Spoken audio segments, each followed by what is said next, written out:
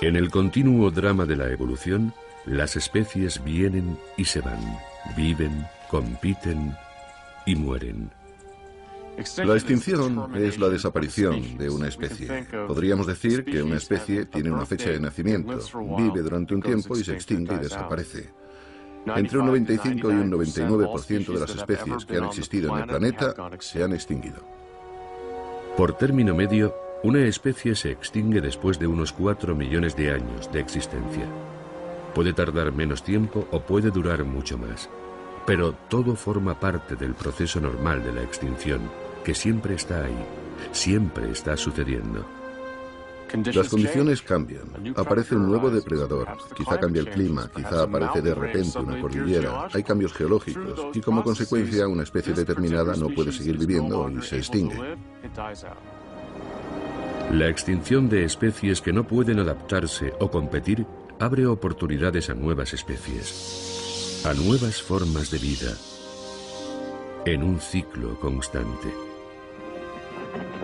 De modo que la evolución y la extinción se equilibran.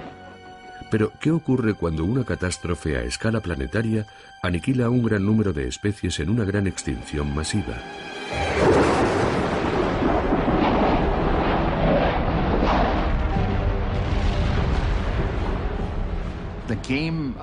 El juego de la evolución cambia sus reglas un poco cuando se produce uno de estos casos de extinción masiva. De repente es como un nuevo comienzo. Y fue uno de esos nuevos comienzos lo que hizo posible nuestra existencia después de una extinción masiva hace 65 millones de años. Ahora puede que seamos nosotros los causantes de la siguiente, pero quizá esta vez no tengamos tanta suerte al enfrentarnos a la prueba más dura de la evolución.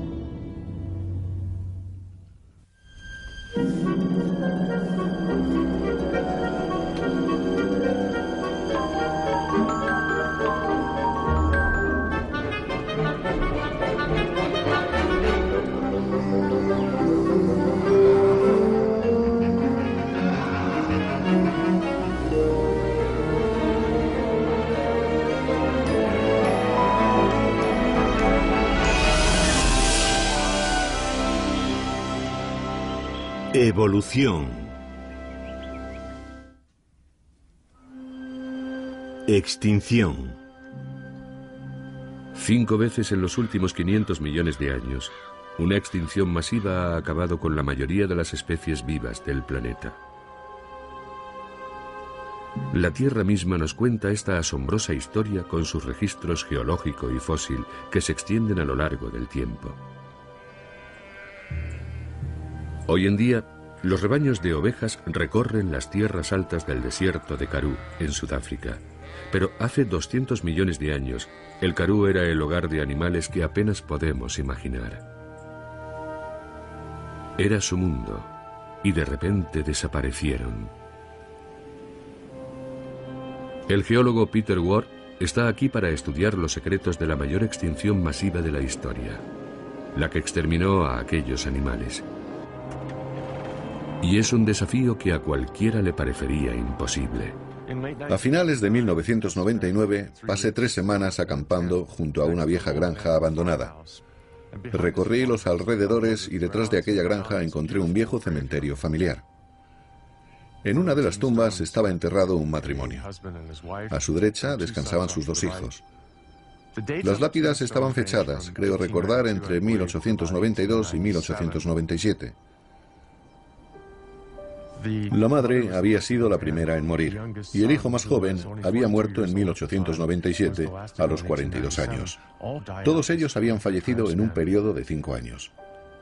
Aquí tuvo lugar una tragedia, y no sabemos nada de lo que sucedió.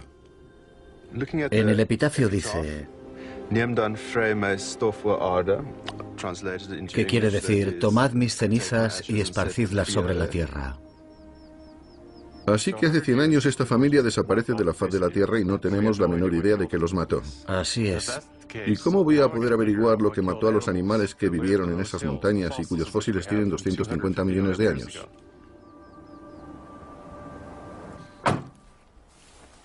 Hace 250 millones de años terminó el período geológico conocido como Pérmico. Y fueron las rocas del Pérmico las que dieron a Peter Ward las primeras pistas. En este tipo de estratos a menudo hay fósiles. Aquí en el Karoo se suelen encontrar muchos fósiles. Los hay de dos tipos. Por una parte hay esqueletos y por otra hay restos de actividad animal. Algunos animales excavan madrigueras, hacen pequeños túneles en los estratos. Probablemente hubo uno ahí detrás.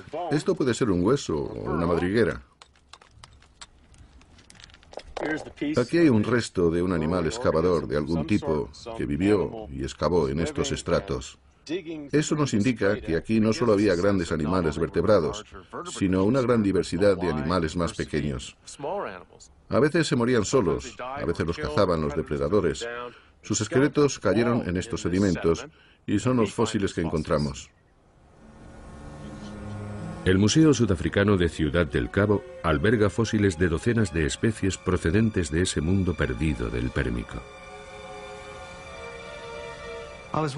Iba por un camino en el campo y allí, en mitad del camino, vi un pequeño fragmento de hueso que sobresalía de la pizarra.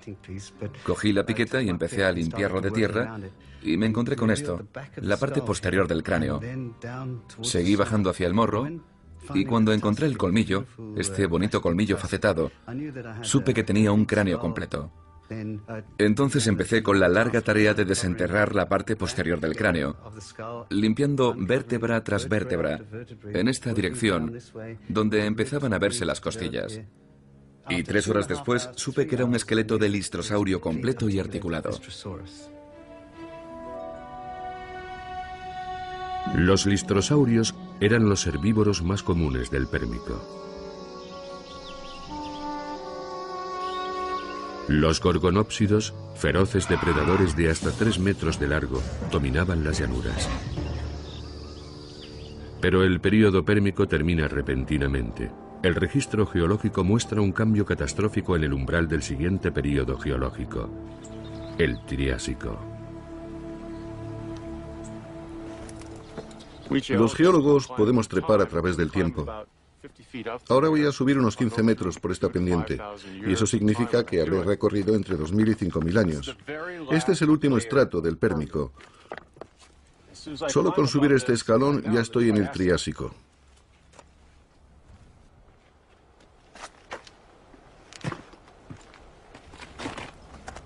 Ahora estoy sentado en el lecho más bajo del Triásico.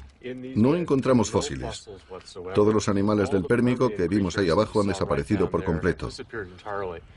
Sabemos que unos pocos sobrevivieron, porque volvemos a encontrar un par de especies más arriba, pero en estos niveles no encontramos nada. Y no solo no hay fósiles, tampoco hay madrigueras, ni túneles, ni restos de actividad animal alguna.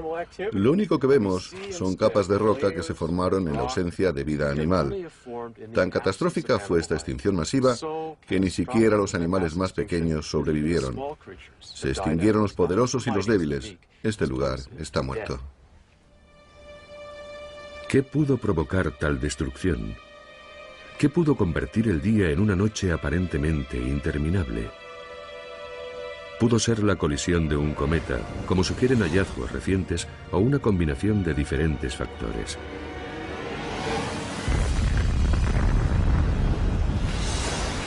Descendió el nivel del mar. Se produjo un fuerte ascenso de las temperaturas a escala global. Hubo erupciones volcánicas que depositaron 1 millón de kilómetros cúbicos de lava. La atmósfera cambió al aumentar el nivel de dióxido de carbono. Se destruyeron ecosistemas en todo el mundo. Y se produjo la extinción masiva, el resultado más dramático posible del proceso evolutivo. La extinción del Pérmico fue una época en la que, si estuviéramos jugando a la ruleta rusa, sería como si tuviéramos una pistola con 10 recámaras y cargáramos 9 balas. Hiciéramos girar el tambor y disparásemos. Tendríamos una posibilidad entre 10 de sobrevivir. En una extinción masiva, cuando muere una especie no muere sola. La desaparición de una especie contribuye a la caída de otras. Podemos compararlo con un castillo de naipes. Cada especie sustenta a otras en cierto sentido. Porque el animal que comes es la carta sobre la que te apoyas, la que te da tus energías.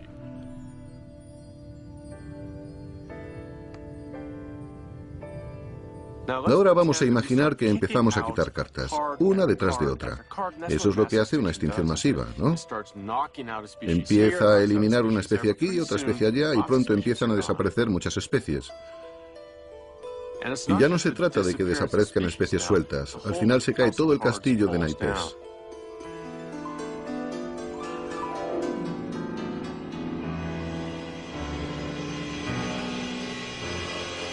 Se trata de un efecto en cadena, y en eso consiste una extinción masiva.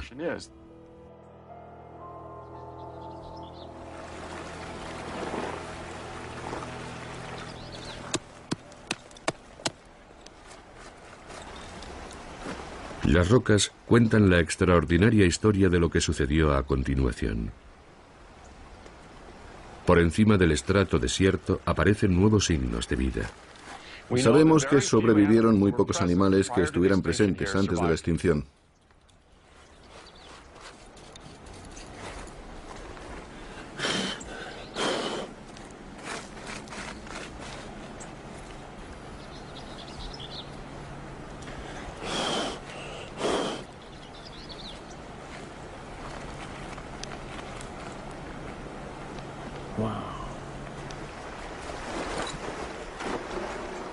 Acabo de encontrar un reptil mamíferoide carnívoro en un estrato que se encuentra justo encima de la extinción masiva. Este fue uno de los animales que sobrevivió.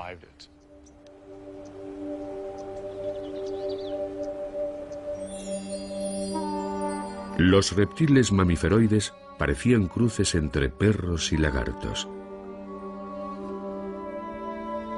Pero no fueron los únicos supervivientes. Dos linajes que sobrevivieron tuvieron más adelante una tremenda importancia. Los dos son animales bastante pequeños. Empiezan a evolucionar porque el mundo está vacío. Y los mundos vacíos producen un número tremendo de diversificaciones evolutivas.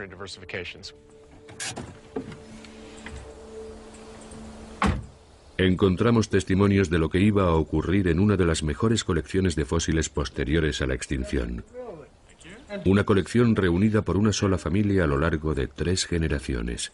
De todos los cráneos que hay en este museo, este es mi favorito.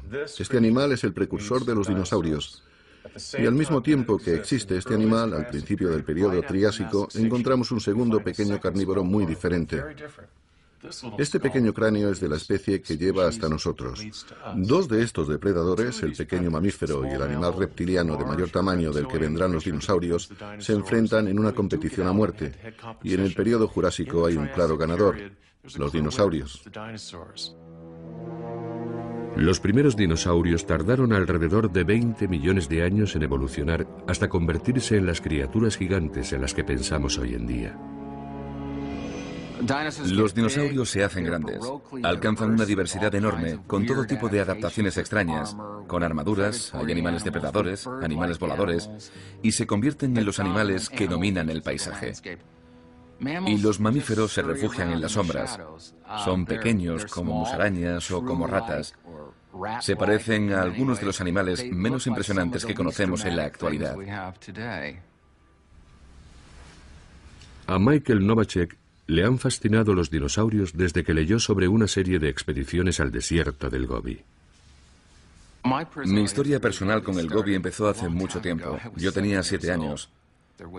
Había un explorador muy famoso, Roy Chapman Andrews, que quería ir a Asia Central a buscar restos de humanos primitivos y que terminó encontrando una gran cantidad de dinosaurios.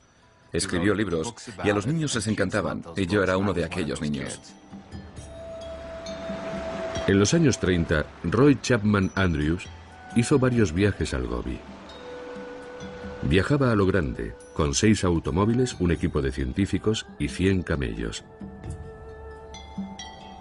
No encontró restos de humanos primitivos.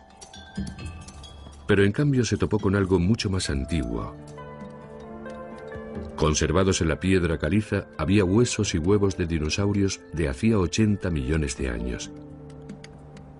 y también fósiles de pequeños mamíferos. Los mamíferos eran parte de los asombrosos hallazgos que hizo la expedición de Andrews. No eran lo más espectacular. Muchos de aquellos mamíferos son muy pequeños, diminutos. Pero eran muy importantes para la ciencia, porque entonces no se sabía prácticamente nada sobre los mamíferos más antiguos que hubieran vivido a la vez que los dinosaurios, hace casi 100 millones de años. El desierto del Gobi es uno de los lugares más aislados del mundo. Cuando China volvió a permitir el acceso a científicos extranjeros hace más de una década, hubo toda una peregrinación. Muchos, entre ellos miembros del equipo de Novacek, buscaban fósiles de dinosaurios. En el desierto encontraron lo que buscaban: más de aquellos extraños huevos de dinosaurio. Pero esta vez, Novacek buscaba algo aún más extraño. En realidad íbamos un poco más hacia el oeste, pero por el camino se quedó atascado el camión cisterna y hubo que parar para desatascarlo. Y mientras lo liberaban, algunos cogimos un par de jeeps y nos acercamos a una pequeña loma. De repente me encontré un cráneo de mamífero en el suelo.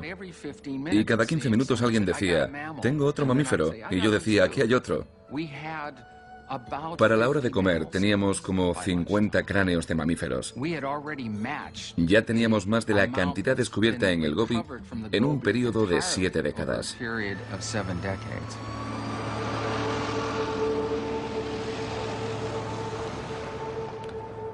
Este es de los más grandes.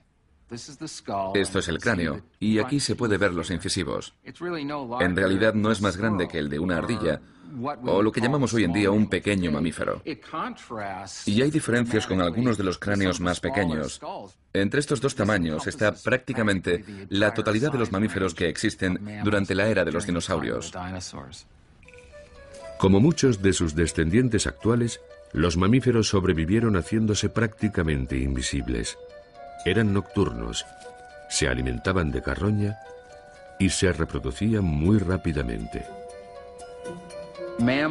Los mamíferos empiezan a tener cerebros mejor desarrollados. Los ojos se hacen más grandes. E incluso en el esqueleto, detrás del cráneo, empezamos a ver rasgos de transición muy interesantes. En la región pélvica empiezan a aparecer huesos divididos que sugieren un soporte para la cavidad abdominal. Probablemente servía para soportar una bolsa, similar a la de los marsupiales actuales, como las zarigüeyas y los canguros. Una transición entre un comportamiento más primitivo, ovíparo, y otro más avanzado. Una forma de reproducción más avanzada, como la de los mamíferos placentarios actuales como nosotros.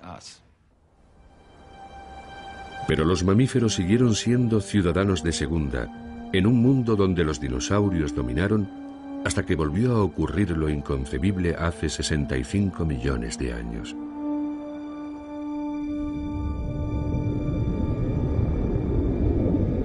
Se cree que un asteroide mayor que el monte Everest colisionó con la Tierra a 40.000 kilómetros por hora. Los mamíferos estaban acostumbrados a evitar a los dinosaurios, pero un asteroide era algo totalmente distinto.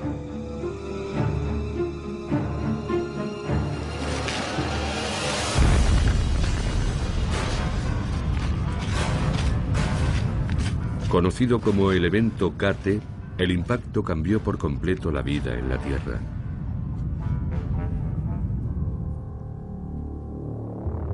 Los pequeños mamíferos sobrevivieron, pero en un paisaje de muerte y destrucción. El castillo de naipes construido desde la anterior extinción masiva se hundió. Pero esta vez, la peor parte fue para los dinosaurios. Sin casi lugares donde esconderse, menos comida e incapaces de proteger a sus huevos o crías, los dinosaurios se extinguieron y los mamíferos consiguieron sobrevivir.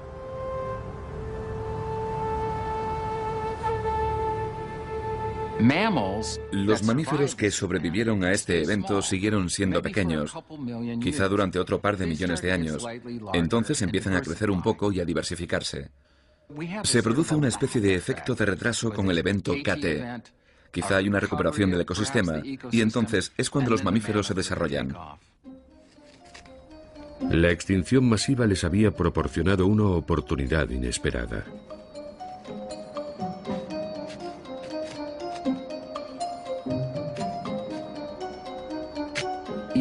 Se puede pensar en los mamíferos tras el efecto Kate como colonizadores. Primero aterrizaron y dieron sus primeros pasos en una tierra que les ofrecía gran cantidad de ventajas, y no tenían que competir con esos gigantescos dinosaurios herbívoros o carnívoros. Se extienden y pueblan el mundo entero. Compiten y se diversifican hasta que los animales más grandes de la Tierra son mamíferos. Hace unos 35 millones de años, la evolución de los mamíferos produjo los primeros monos y simios verdaderos a partir de primates algo más pequeños. A partir de ahí, generación tras generación, el proceso de adaptación y cambio, de evolución, continúa. Hace entre 5 y 6 millones de años, en África, aparecen los primeros primates humanoides. Algunos de sus descendientes desempeñarían un papel sin precedentes en el futuro de la evolución. Dejaron sus huesos en el fondo de los valles, en cuevas y lechos de lagos. Empezaron a caminar erguidos. Imprimieron sus huellas en cenizas volcánicas que se endurecieron. Un linaje se separó. Algunas especies se extinguieron, mientras otras evolucionaban convirtiéndose en los antepasados de los humanos modernos.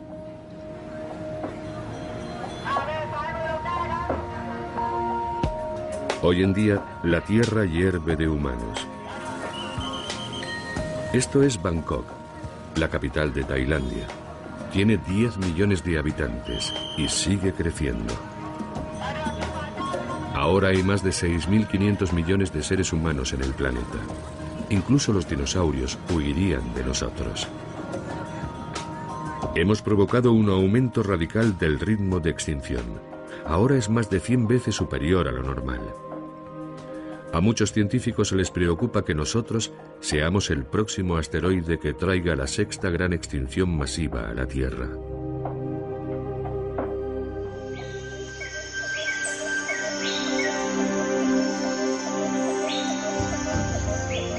Estamos en el Parque Nacional de Caen Krachan. Población 0 habitantes en una extensión que dobla la de Bangkok. Es lo que parece un mundo oculto, virgen, intemporal. A algo menos de 500 kilómetros de Bangkok, esta selva está protegida por barreras naturales. La cordillera de Tenasserim la atraviesa formando un terreno abrupto y accidentado. La selva es muy densa.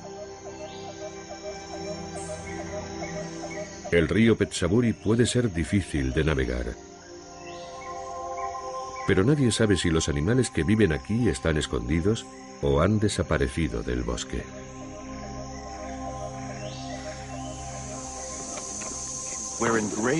Existe un grave peligro de que se produzca el síndrome del bosque desierto. Un bosque frondoso y aparentemente intacto en la superficie. Pero en su interior los componentes naturales que mantienen el flujo de energía que hace funcionar el sistema se han roto. Hay quien dice, ¿qué importa si se pierde un componente? ¿Qué importa que desaparezca el rinoceronte de Sumatra? Que se pierdan todas las especies de civeta u otras. Pero cada especie ha evolucionado para desempeñar un papel increíblemente importante en este complejo rompecabezas. Alan Rabinovich quiere saber si Caen Krachan se ha librado de los altísimos índices de extinción que existen en todas partes.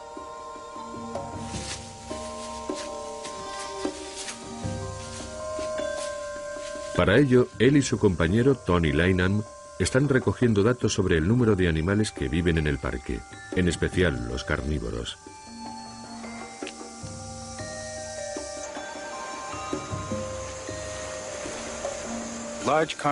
Los grandes carnívoros como los tigres suelen ser los primeros animales que desaparecen de un sistema. Si llegas a una zona y encuentras signos relativamente abundantes de grandes carnívoros, sabes lo que tienes delante. Es un hábitat natural muy sano, o al menos aparentemente estable.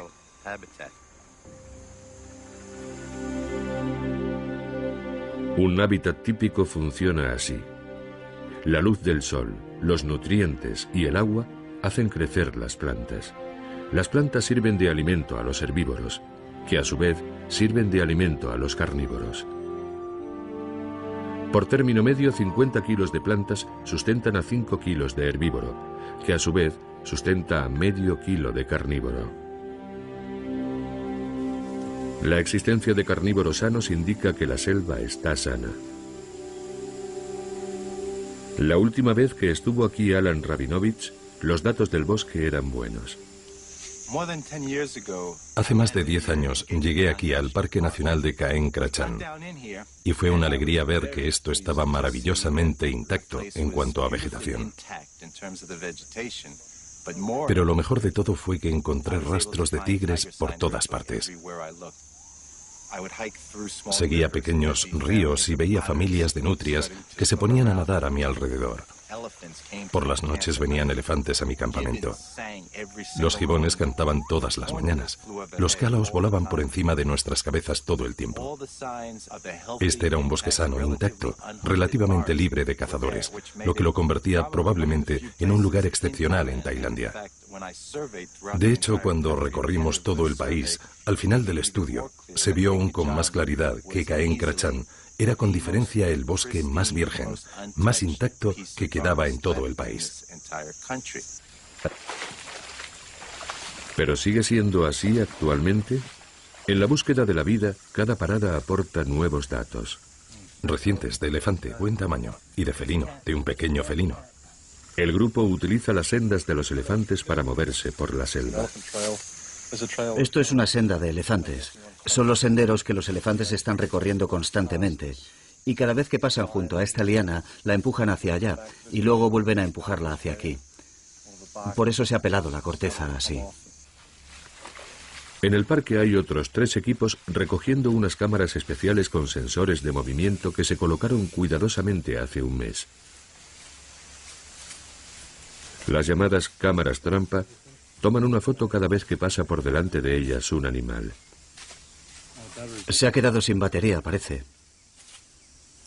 La cámara ha hecho un rollo entero de película y se ha rebobinado, así que tenemos aquí 36 fotos. Lo que nos permiten hacer las cámaras trampa es recoger datos concretos sobre los animales que nos ayudan a cuantificarlos. Una cosa es decir, mira, hay signos de tigres por todas partes, y otra decir, en este estudio hemos tomado fotos de un mínimo de un número X de tigres. Las cámaras son como un observador invisible. En un día, una cámara trampa puede fotografiar más tigres de los que Rabinovich podría ver en meses. Yo diría que acampemos aquí. Mañana bajamos por el río y revisamos esta zona. Y vemos si hay rastros de cocodrilos siameses. ¿Ahí es donde piensas que puede haber cocodrilos siameses? Sí. Eso sería increíble. Sí, eso sería algo especial. El cocodrilo siamés es una especie que hace 30 años se encontraba en todas las selvas tropicales de Asia. Pero han sido cazados sin descanso por su piel. Hace más de una década que no se ha visto a ninguno.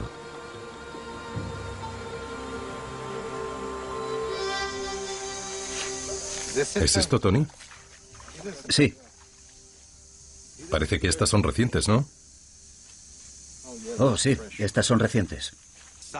El cocodrilo siamés es una especie que se consideraba prácticamente extinguida en este país y muy gravemente amenazada en todos sus hábitats. Si demostramos que existe una población de cocodrilos siameses en Caen Krachan, eso convertiría a esta región en una de las más importantes de todo el país. Al otro lado del río hemos visto huellas de un oso negro asiático, que es el oso más grande de Tailandia, y también huellas de un tigre muy grande.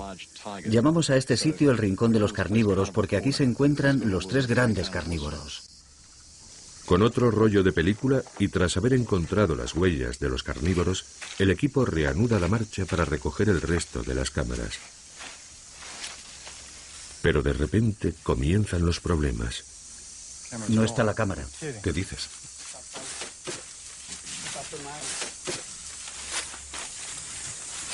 La cámara ha desaparecido. ¿Pero dónde demonios está?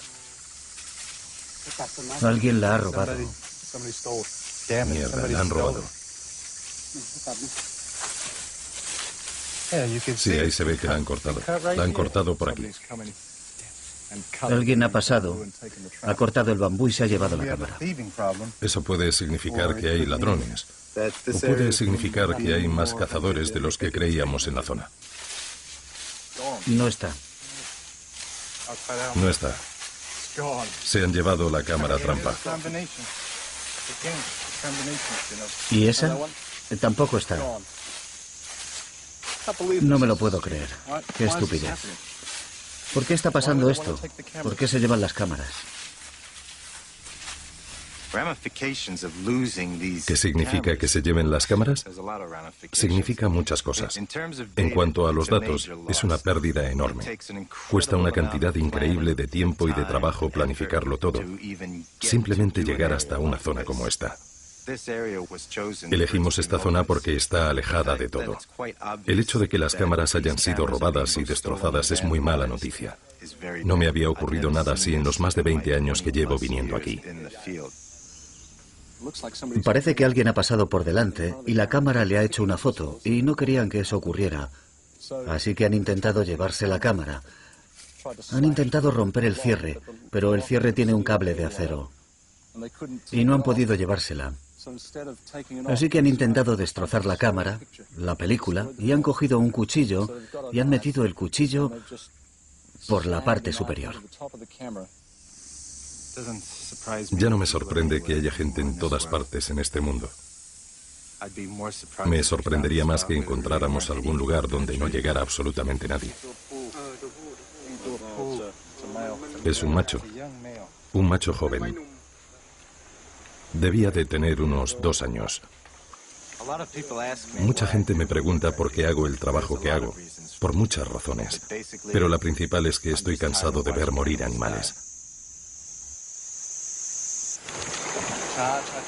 Un pescador de una aldea cercana puede tener información sobre el volumen de caza que se produce en el parque.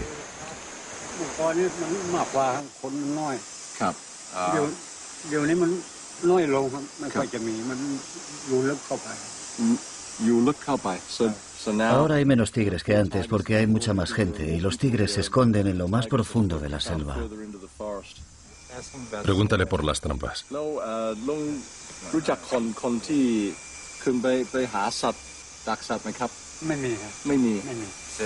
Dice que ellos no utilizan trampas, que no cazan, que aquí no hay cazadores. Me da la impresión de que es una verdad a medias.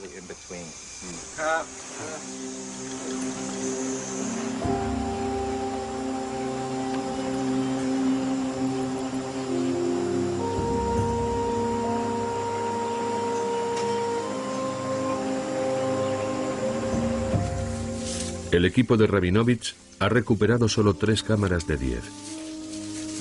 La expedición podría ser un fracaso si los otros equipos no han tenido más suerte. El viaje termina en la aldea de Bongluk, un asentamiento de 70 familias al borde del parque. Si alguien sabe algo más, será el jefe de la aldea. Pregúntale si ha visto este animal. ¿Sabe lo que es este animal?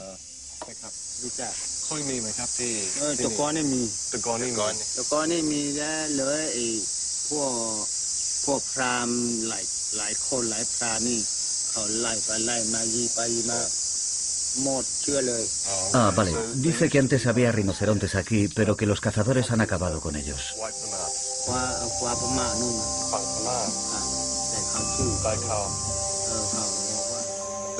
No hay duda de que la principal causa de extinción de especies a escala global tiene que ver con los humanos.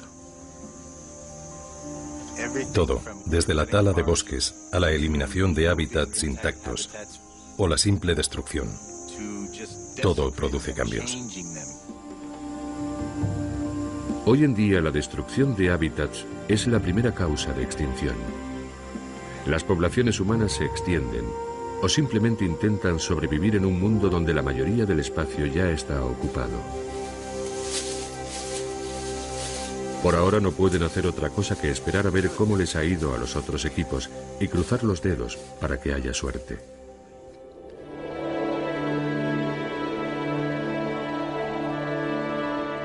Tailandia no es un caso único. Hawái es otro lugar que en un tiempo estuvo aislado. Pero desde hace siglos tiene que luchar contra la causa de extinción número 2, la invasión biológica de especies foráneas que atacan a las especies autóctonas. Nacidas de la lava de volcanes submarinos, al principio las islas del archipiélago hawaiano estaban desiertas, por lo que todas las especies eran invasoras. El mar llevó hasta allí la vida. Llegaron arañas transportadas por el viento en sus telarañas, pájaros empujados por las tormentas que llevaban pasajeros animales y semillas de plantas. Miles de viajeros llegaron por mar y aire y evolucionaron dando origen a especies que no existían en ningún otro lugar de la Tierra. Con poca competencia y apenas depredadores, habían encontrado un paraíso. Pero ahora el paraíso se encuentra asediado. El paleoecólogo David Barney, que ha venido aquí con su hijo, está explorando la isla hawaiana de Kauai para comprender mejor lo que ocurrió después de que llegaran aquí los polinesios alrededor del año 600 después de Cristo. Estoy buscando sitios que puedan darnos una imagen general de cómo era el paisaje, donde haya información sobre las plantas, los animales, la actividad humana, todo lo que pueda ayudar a reconstruir el paisaje en su totalidad, lo que yo llamo la máquina del tiempo del pobre.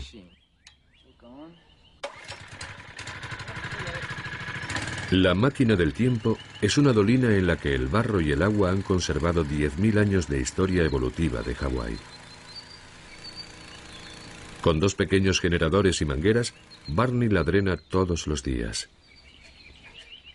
A mí me gusta pensar que es como abrir una ventana al pasado, como descender al pasado en busca de todos esos fósiles diferentes que te dan detalles de casi todo lo que había en cada momento. A menudo recuperamos grandes cantidades de material muy bien conservado. Por ejemplo, huesos de diferentes aves y caracoles, incluso plantas aún desconocidas para la ciencia. Es un trabajo aburrido y sucio, pero el barro conserva los restos a la perfección. Un día cualquiera, Barney puede extraer 500 kilos de sedimentos de la dolina. Un grupo de voluntarios los lava y los examina en busca de fósiles y artefactos. En cuanto los polinesios llegan aquí, encontramos evidencias de grandes cambios. La razón es que los polinesios no llegaron solos. Traían consigo invasores biológicos, plantas, perros, cerdos, ratas, nuevos depredadores que se alimentaban de las especies nativas y las desplazaban.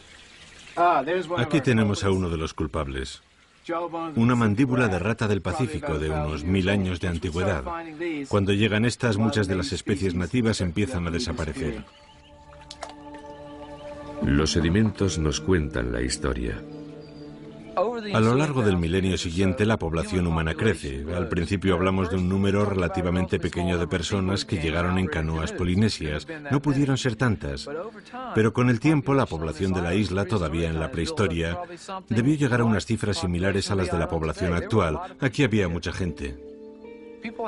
Y los humanos transformaron enormemente el paisaje. Cortaron árboles, quemaron praderas y matorral, y el resultado de estas transformaciones fue que los animales más pequeños empezaron a extinguirse. Cuando llega aquí el capitán Cook, se produce la mayor oleada de invasiones biológicas. De repente aparecen gran cantidad de huesos y dientes de cabra en esos estratos. De repente hay muchos menos pájaros y árboles. Los polinesios trajeron un pequeño número de especies cuando llegaron. Los europeos traen cientos y cientos de especies.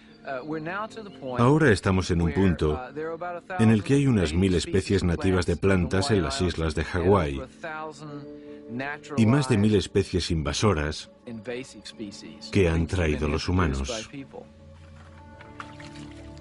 La evolución ha entrado en una nueva etapa.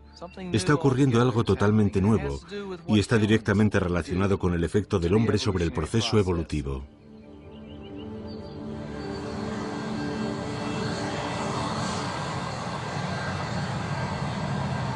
Hawái es un microcosmos que muestra los efectos que están provocando hoy día las invasiones biológicas en el planeta. En todo momento hay 100.000 personas volando en aviones sobre el océano Atlántico de un continente a otro. Se envían mercancías a los rincones más lejanos de la Tierra en cuestión de días o incluso de horas. Con ellas viajan pasajeros más pequeños que no volverán a subir a los aviones con sus portadores para volver a casa. En los cargueros, los depósitos de lastre se llenan de agua en un puerto y se vacían en otro. En ellos viajan especies invasoras, como el mejillón cebra, que llegó a Estados Unidos en 1988. Estos moluscos de unos 5 centímetros se reproducen rápidamente, invaden zonas de desove, atascan conducciones de agua y consumen plancton, que las especies nativas de peces y moluscos necesitan para sobrevivir. En la última década, el gobierno estadounidense ha gastado $4.000 millones en intentar exterminarlo. Muchos de los animales y plantas que llegan son capaces de adaptarse con facilidad a nuevos entornos y medrar. Algunos de ellos no causan problemas, pero preferiríamos que otros no tuvieran tanta facilidad para adaptarse. En este nuevo mundo interconectado, las especies invasoras que llevamos con nosotros están acelerando enormemente el ritmo de extinción de las especies nativas. Algunos de estos animales los trajeron individuos particulares como mascotas. Otros los trajeron para revenderlos, como mascotas o como productos de alimentación. Y algunos vinieron como polizones en diferentes aviones y barcos que llegaban aquí a Hawái. Ese es el caso de la culebra arbórea café. Original de Nueva Guinea, puede llegar a medir más de 3 metros. Durante la Segunda Guerra Mundial, estas serpientes se introducían en los trenes de aterrizaje de los aviones y se hacían un ovillo en los alojamientos de las ruedas, o se escondían entre la carga de los barcos. Cuando llegaban a Guam, escapaban y se refugiaban en la selva. Allí trepaban a los árboles en busca de comida. Los huevos de las aves nativas eran presas fáciles y 9 de las 11 especies originales de aves de Guam se extinguieron. Eso es. Aquí. Ahora el Departamento de Agricultura de Hawái ha empezado a utilizar perros de raza Beagle entrenados para buscar serpientes. ¿Dónde está? Esta vez es un entrenamiento, pero la próxima vez la búsqueda será real. Buena chica, buena chica. La última culebra arbórea café que apareció aquí venía en el tren de aterrizaje de un 747 de Continental Micronesia que había llegado el día antes desde Guam. Eso indica que las serpientes siguen llegando hasta aquí. La principal preocupación del Departamento de Agricultura de Hawái es que la culebra arbórea café se establezca en Hawái.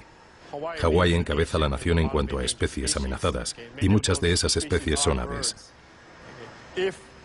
Si Hawái pierde a sus aves nativas, también perderá muchas de sus plantas nativas, y todo el ecosistema de Hawái se verá afectado para siempre. Y el paraíso que conocemos podría dejar de existir en cuestión de años.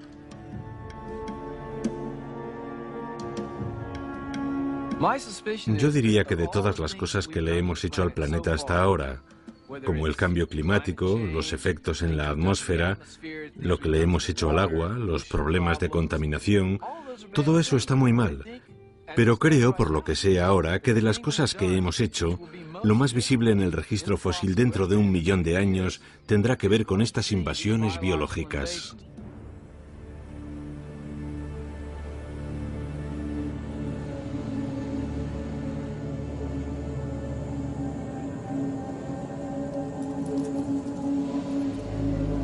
Los científicos han acuñado un término para los invasores biológicos. Las llaman especies maleza. Como las malas hierbas, son capaces de sobrevivir y adaptarse a casi cualquier hábitat, y asfixian a su competencia nativa. Son los grandes supervivientes. Se ha especulado y se ha teorizado bastante sobre por qué las especies invasoras tienen tanto éxito cuando se establecen en nuevos hábitats. Los animales que tienden a invadir son más móviles. Quizás se adaptan mejor a los cambios más generales en los hábitats. Son más flexibles con los cambios medioambientales. Eso les da algún tipo de ventaja competitiva. De todas las especies invasoras de la Tierra, nosotros somos la más móvil, la más adaptable y la más flexible con diferencia. La buena noticia es que probablemente seguiremos aquí mucho tiempo. La mala es que el mundo en el que vivimos puede cambiar mucho más. Según se acelera el ritmo de extinción, cada especie que desaparece hace más difícil la supervivencia de otras. La cuestión es, en nuestro mundo moderno, con nuestro castillo de naipes, ¿cuánto falta para que toda la estructura se venga abajo? ¿Hemos llegado a ese umbral?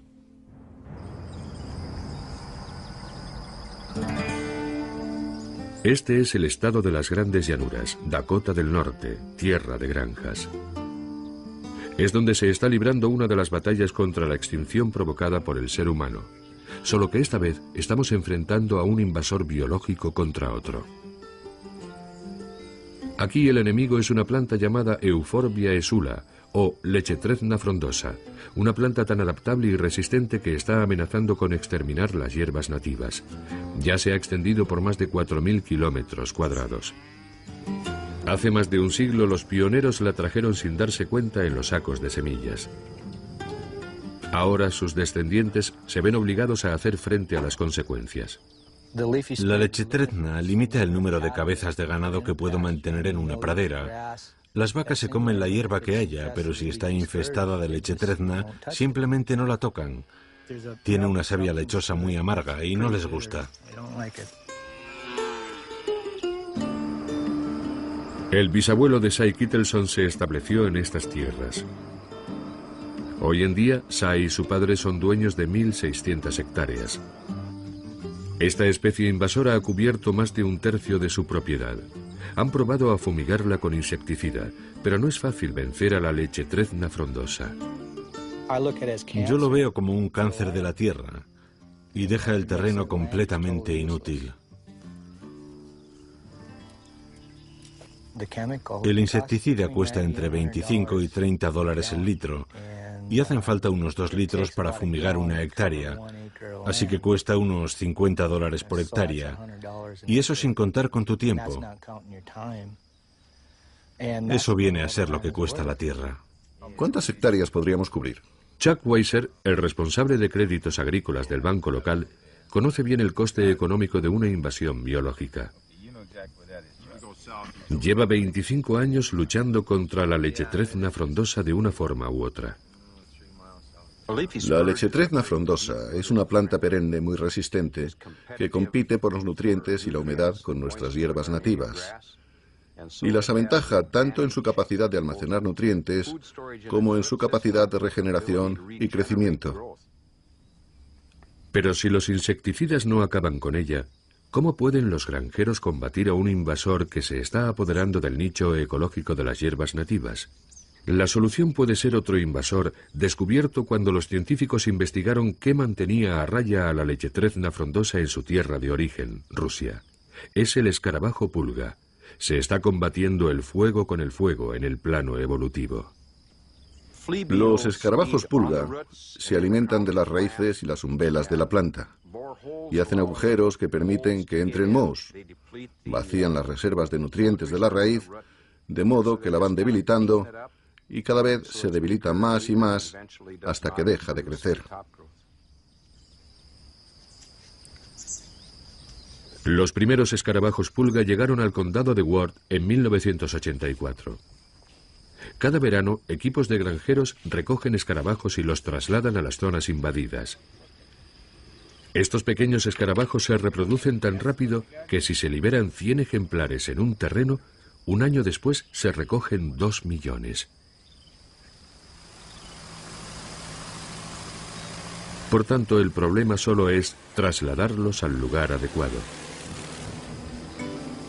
Nos dimos cuenta de que era difícil llegar a algunas zonas invadidas que estaban en terreno más abrupto y vimos que podíamos soltar los escarabajos más rápido utilizando una avioneta ligera que con cualquier otro método.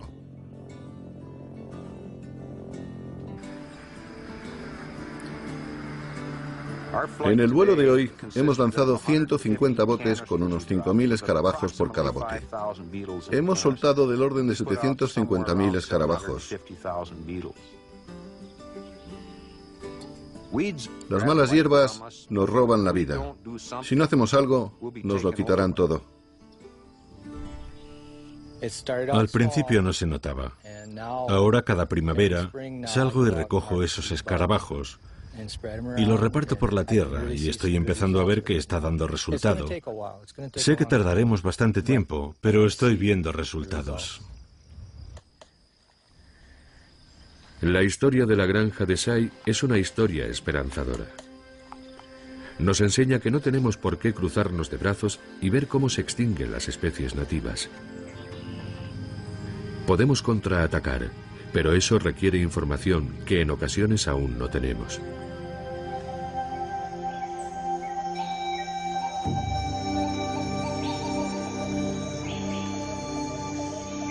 En Tailandia, la expedición de investigadores sigue esperando los datos que necesita. ¿Llegarán los científicos a la conclusión de que ya es demasiado tarde para Caen Krachan? ¿Se ha convertido en un bosque sin animales? Los otros equipos han conseguido recoger sus cámaras sin problemas. Tienen 32 rollos de película en total. Mira esto. Mira lo que tenemos aquí. ¡Qué maravilla! Pero tengo aquí una mejor para ti. Mira esta. ¡Qué maravilla de foto! Un tigre, un leopardo, otro leopardo. Otro tigre. Aquí está. Madre mía. Mira. Parece que es un sambar. Qué bonito tigre. Una foto estupenda. Esta es muy interesante. Cazadores furtivos o gente de la zona. Esto es el río Phetchaburi. Es la segunda ruta. ¿Este es el camino que recorrí hace 10 años? Sí. ¿Es ese? Una zona muy interesante. Mira este tapir. Un tapir, sí. Mira esto. Lo tenemos. Mira esto. Un cocodrilo siamés. Ahí está. Míralo. Un cocodrilo. Esta es la primera foto reciente de un cocodrilo siamés en Tailandia. Mientras estábamos durmiendo, mientras íbamos andando, cuando estábamos bañándonos en el río, todos estos animales estaban a nuestro alrededor. Los tigres estaban a nuestro alrededor, los leopardos. El cocodrilo siamés pudo haber estado en el agua en otra parte del río, mientras nosotros estábamos lavándonos y refrescándonos. Desde luego estaba cerca de nosotros cuando estábamos en esta playa. Estoy seguro de que los tigres nos oyeron y algunos nos vieron. Estoy seguro de que los elefantes se quedaron inmóviles en mitad de la selva cuando pasamos cerca. Todavía quedan sitios donde continúan los procesos evolutivos naturales. La mayor parte de mi trabajo consiste en documentar especies al borde de la extinción, pero de cuando en cuando llegas a un sitio como este y piensas, no está todo perdido, todavía no. Desde luego está cerca, pero el conocimiento es nuestra arma más eficaz contra la extinción, de eso no hay la menor duda. Muchas especies corren cada vez más peligro, quizá de extinguirse a un ritmo mucho mayor de lo normal a causa de las actividades humanas. Pero no estamos en un punto sin retorno en absoluto. Estamos en mitad de un escenario muy complejo y cambiante. La evolución sigue adelante a nuestro alrededor. Si podemos frenar el ritmo de extinciones debidas a la actividad humana y evitar una extinción masiva provocada por el hombre, el ciclo natural de la vida y la muerte, de la extinción y la evolución, podrá desarrollarse a su propio ritmo, mientras nosotros seguimos aprendiendo de él. En 1859, Darwin escribió: "No tenemos por qué asombrarnos ante la extinción. Si debemos asombrarnos, que sea ante nuestra propia presunción al imaginar, aún por un momento, que entendemos las numerosas y complejas circunstancias de las que depende la existencia de cada especie. La aparición de nuevas formas y la desaparición de las viejas están unidas.